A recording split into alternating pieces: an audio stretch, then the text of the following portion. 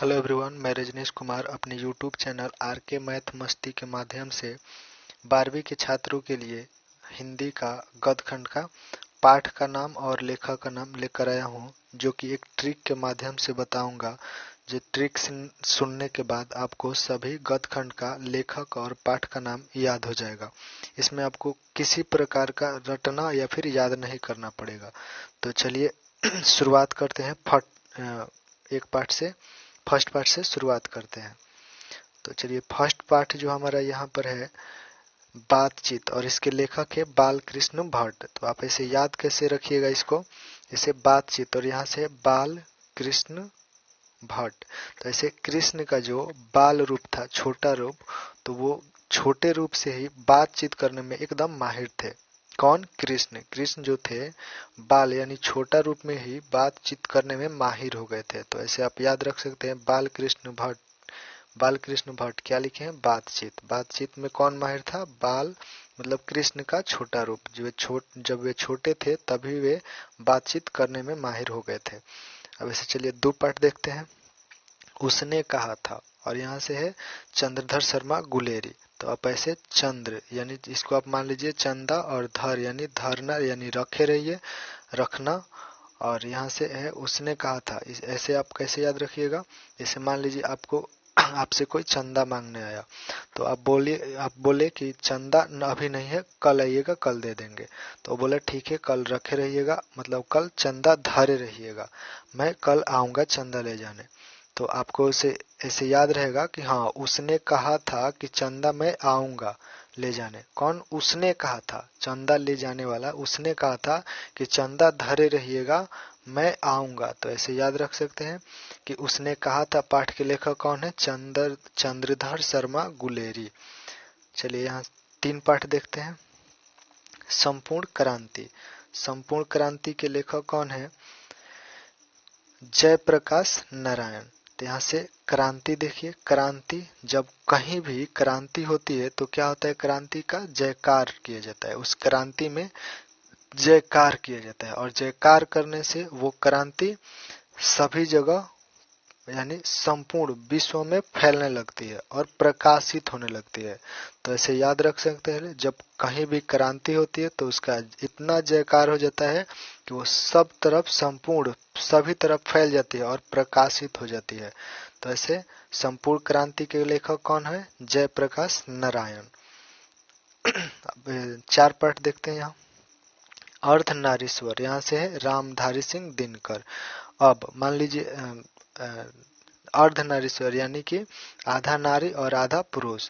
तो ऐसे मान लीजिए कि इसका अर्धनारीश्वर और अर्धनारी और आधा पुरुष का भेष धारण तो शंकर और पार्वती जी किए थे। बट मान लीजिए आप यहाँ से कि राम जो रहे, राम वो आधा नारी और आधा पुरुष का रूप धारण किए थे। तो यानी कौन किए थे? राम धारी, मतलब कौन सा रूप धारण किए थे? आधा नारी का और आधा पुरुष का।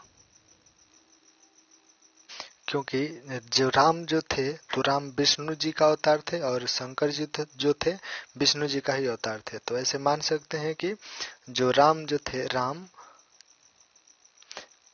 जो थे, राम वही आधा नारी और आधा पुरुष का रूप धारण किए थे। कौन? राम। और धारी किसका रूप धारण किए थे? आधा नारी और आधा पुरुष यानी अर्धनारीश्वर। अब यहाँ से पांच पाठ देखते हैं। रोज, जिसके लेखक है सच्चिदानंद हीरानंद वात्स्यायन। यहाँ से रोज रखिए, और यहाँ से सच्ची, और यहाँ से हीरा, इसको देखिए। अब मान लीजिए रोज रोज रोज रोज किसी को सच्ची में हीरा मिल जाए तो उसका जीवन आनंद हो जाएगा।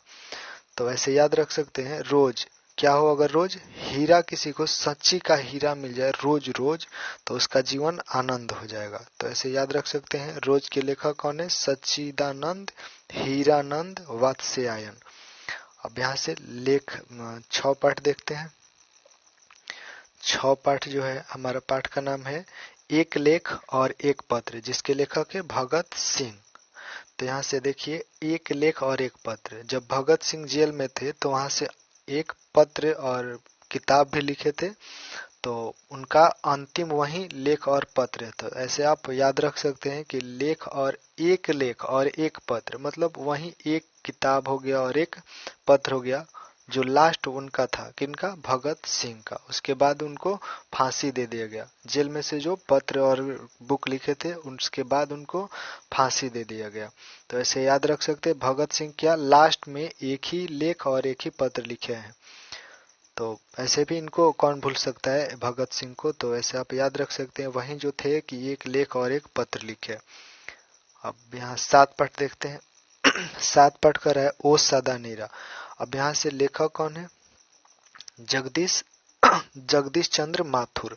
अब यहाँ से मान लीजिए सदा और यहाँ से नीरा, नीरा यानी कि नीर आंसू, और यहाँ से जग यानी जग संसार।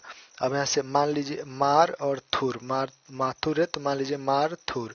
जैसे मान लीजिए किसी को कोई पूरा जग मिलकर मार थुर दिया, मार मार दिया और उसको थूर दिया, किसी चीज से मार दिया और थूर दिया, तो उसका क्या होगा, नीर, नीरा यानी कि नीर।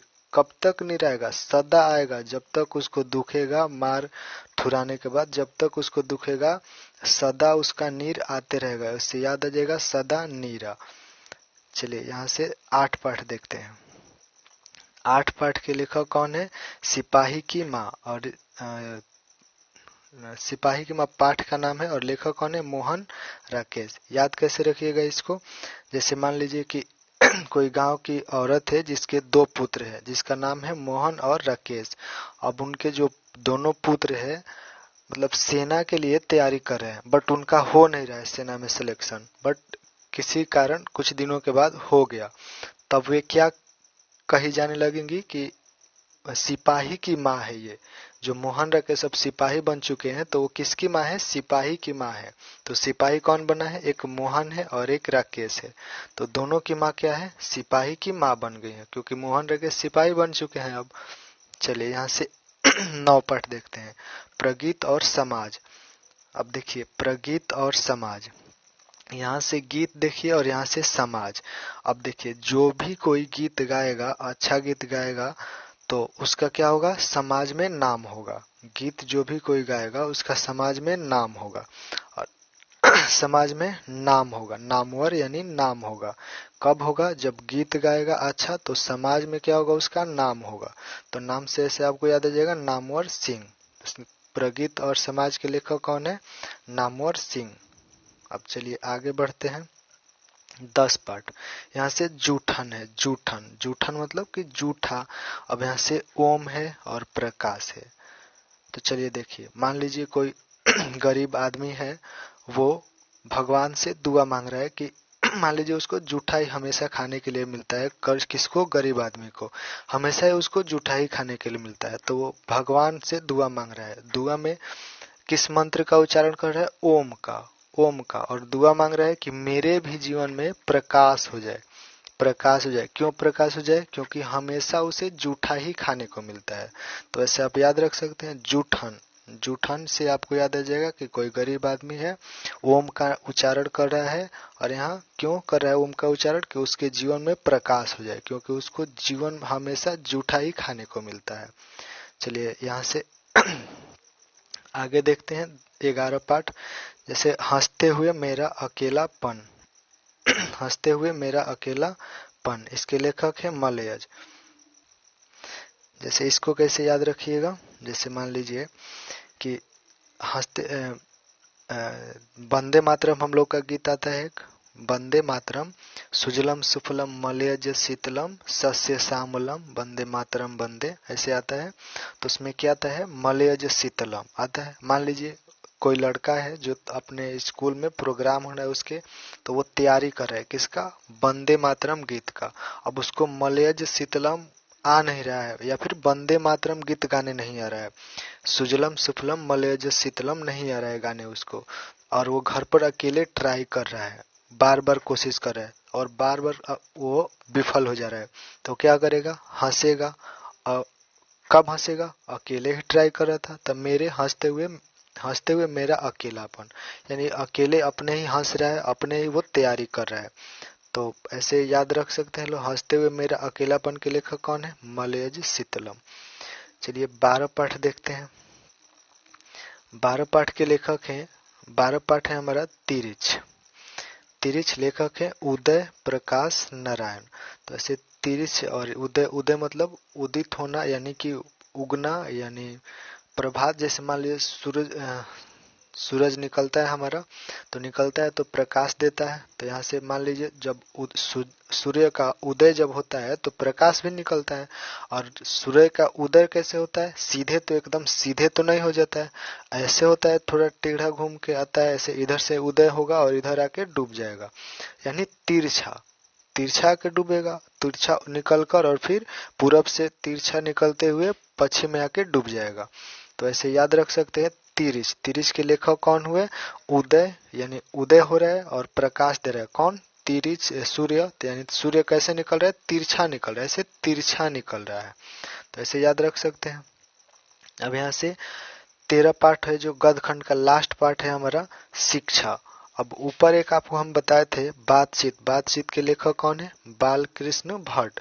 तो वैसे जो बाल कृष्ण भट्ट थे, बाल कृष्ण थे यानी कृष्ण जी का छोटा रूप, तो वो बचपन से ही बहुत तेज थे, यानी शिक्षित थे। तेज थे यानी शिक्षित थे। कौन? कृष्ण जी, कृष्ण मूर्ति। तो इसे आप दीजिए, शिक्षित कौन थे? कृष्ण जी, कृष्ण मूर्ति। वे बातचीत करने में भी माहिर थे क्योंकि वे शिक्षित थे। तो ऐसे याद, दोनों पाठों का आपका एक ही है, कृष्ण मूर्ति और शिक्षित, शिक्षा। तो चलिए इसका हम आपको कुछ देख लेते हैं कि आपको आ रहा है समझ में या नहीं, या फिर बताने में कुछ मतलब बताने के बाद आपको सफलता मिली या फिर नहीं मिली। चलिए यहाँ से देखते हैं। बातचीत। तो बातचीत के लेखक कौन है? बातचीत कौन बातचीत में माहिर था? कृष्ण। बाल वो भी जब बड़े कृष्ण नहीं थे, छोटे थे, बाल यानी बालक रूप उनका था। तो इससे का कौन हो जाएगा? बालक, यानी बाल कृष्ण भट्ट।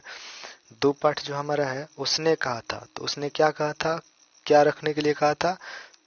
चंदा के लिए बोला था ना, तो उससे याद आ जाएगा आपको चंद्रधर शर्मा गुलेरी। अब यहाँ से 3 पाठ देखते हैं। संपूर्ण क्रांति। तो संपूर्ण क्रांति के लेखक कौन है?